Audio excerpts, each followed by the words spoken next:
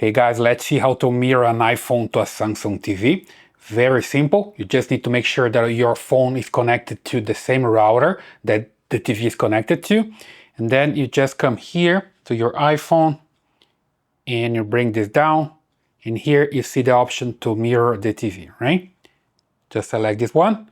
Then you're gonna choose your TV. In this case, it's my Samsung TV, just right here. I just select this one.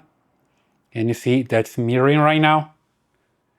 So pretty simple, okay? So I come here to the main screen, you see that's working, right? Then if you just want to stop mirroring, you just come back here to the same screen, just right here, right? And then you just tap on it and tap it again, just to stop mirroring. Very simple.